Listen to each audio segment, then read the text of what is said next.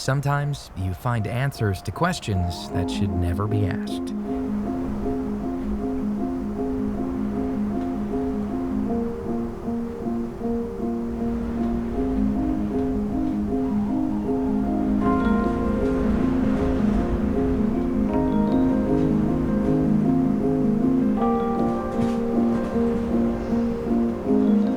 Explain to me, why are train tickets so expensive?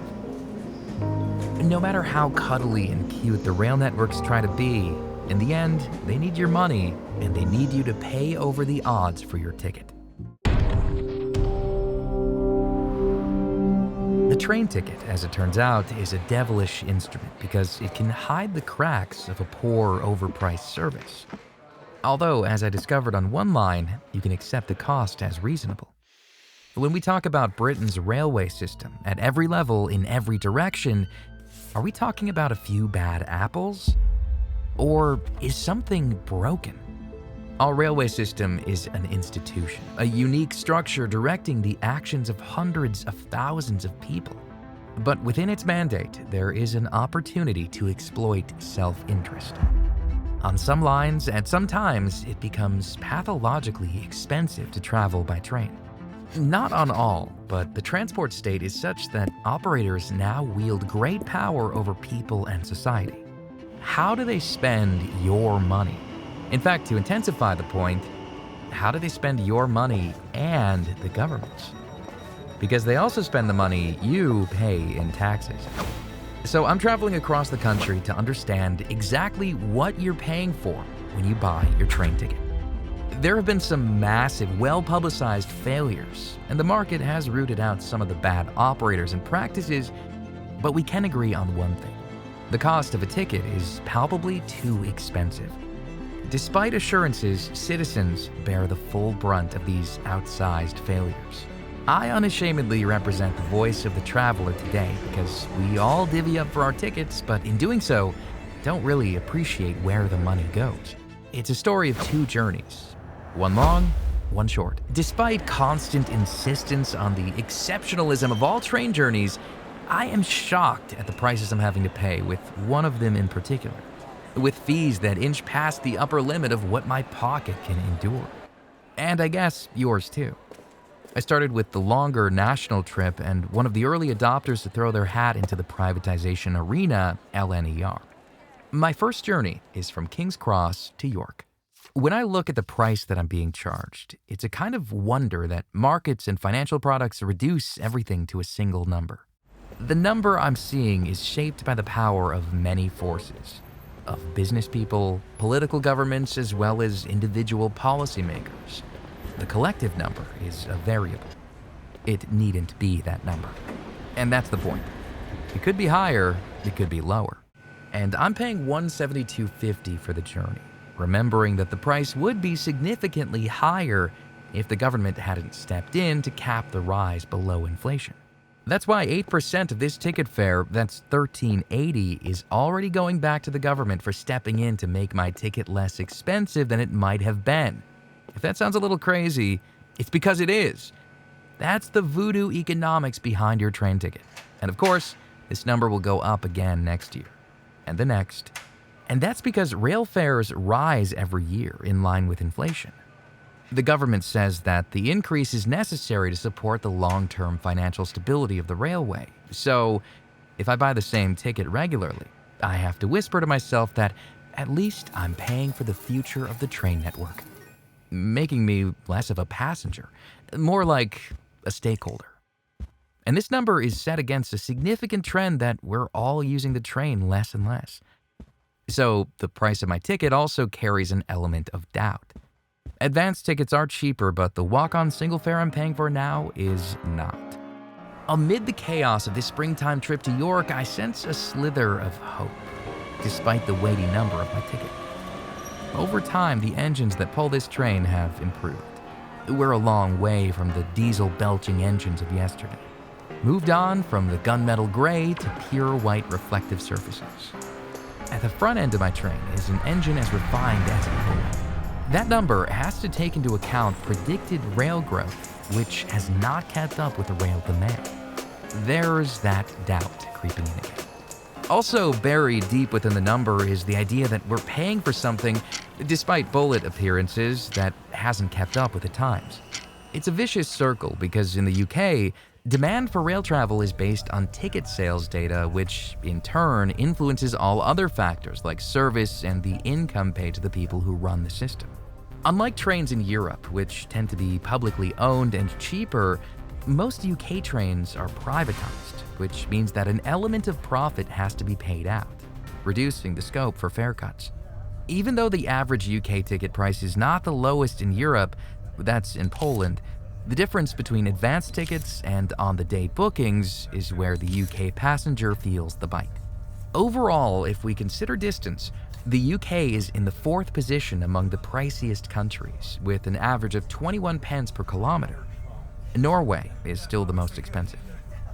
On top of that, the system, the operator that I'm traveling with, is losing money and will require significant government subsidies to get me to my destination. Between July and September 2023, rail revenues were down 78% from pre-pandemic levels, and taxpayers had to fork out £12 billion in support for its railways. That's £420 per household in that year alone. Looking behind this market-driven story, looking beyond the hard-headed CEOs and investors, what are the hard numbers? My fare to York is $172.50. This is not a small number. $56.92 is for the leasing of the train I'm traveling on, 33% of the ticket value. $43.12 is for all staff, 25% of the ticket value. $29.32 is for the infrastructure and maintenance, 17% of the ticket value. $17.25 is for day-to-day admin, the business costs, 10% of the ticket value. $13.80 goes to the government, 8% of the ticket value. $8.62 for the fuel and energy, 5% of the ticket value. Finally, $3.45 profit for the train operator, 2% of the ticket value. That's about £500 million of revenue shared between all 28 national operators last year. At a glance then, 90% of my ticket goes into the running of the railways and 10% for government and profit. The top point about the system is that I'm traveling within a monopoly. When I started my journey at York on the concourse today, I didn't have a choice for the journey I wanted to take. Of course, a railway system is composed of people, and when we get into what makes up the price of my next journey, we'll begin to understand the minds of the people who run each system. You couldn't get a greater contrast with my second shorter journey along the Elizabeth line. My ticket is more comprehensive because it's provided by the all-in-one transport model of TfL, always ahead of the curve in electronic cashless commerce. It's fair to say that TfL loves Java card technology, operating 3 broad ticket tiers of flat, zonal, and congestion pricing. It's dead simple to see where your money goes when you buy any TfL ticket because its finance model boils down to a simple formula. Machine reader costs plus station unit costs plus operating costs plus server costs. With this formula, TfL are able to offer an interconnected network with multiple paths between many points. Comparing operator models provides important insights into different levels of price sensitivity when it comes to my zonal ticket. Anyone with half an eye open will know that TfL don't operate on profit, but instead invest heavily in technology. As a train operator, then, it's imbued with a different purpose. More regulated about what they can and cannot do and what they must do to keep up. Can a transport network be about more than profits? This is what our two-journey comparison seems to be saying. Perhaps nowhere else in the UK has technological innovation in transportation been so profoundly enhanced with ticketing techniques that drive down costs whilst at the same time increasing speed, safety, and efficiency for the passenger. Every operator has its brand drivers, and as I travel down the escalators at Reading, there is evidence of TfL being progressive, green, and innovative. So if you're carbon conscious like me, you'll feel good about this next train trip. It's 5 times less carbon than flying, but on the other hand, 4 times more expensive per mile. I'm paying $8.90 for unlimited travel on the Elizabeth line, and for that, I'm traveling most of the day up and down the Elizabeth line during the off-peak period. Remember, that number will always be changing because, like my York trip, Transport for London also has to play by the ground rules of basic economics. However, if it feels like a protected price point, it is. This year, the mayor stepped in to freeze fares, easing the cost for millions of travelers. My analysis shows that TfL fares set by the mayor in 2024 will be 14% lower than if they had been drawn up in sync with LNER's fares and 21% lower if they'd been pegged in line with RPI since 2016. If TfL fares had increased in line with all national rail fares, they would have increased by 4.9% this year alone. The mayor's decision to freeze fares will put £123 million back into the pockets of travelers. Like me, record numbers of people are now using Oyster pay-as-you-go as an alternative to travel cards. 80% of tube journeys today are on Oyster. So here's a breakdown of costs for the Oyster I've just bought. My small contribution to the 210 million single journeys that were taken on the Elizabeth line last year. My fare is $8.90 for unlimited travel on the Elizabeth line. A drop compared to the £606 million of revenue TfL received from the Elizabeth line alone last year. TfL spent £87 million annually on infrastructure, maintenance, and new capital investment last year, so 20% of my ticket, or £1.78. £519 million of administration and operational annual costs, including staff costs, shakes down to 80% of my ticket, or $7.12. And as stated, there is no line item for profit in my ticket. So you see, TfL is plowing all its ticket revenues into the costs of running this network, including investment in new trains and signaling upgrades to make the network more reliable and efficient, as well as maintaining existing assets. The railways in the UK are like the church and the monarchy. They are infallible, omnipotent, and firmly embedded within the public sphere.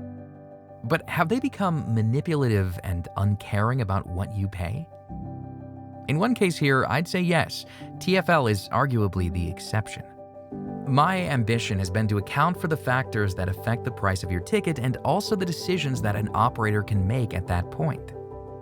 The so-called economic factors, which is why I find paying for my first journey to York so galling.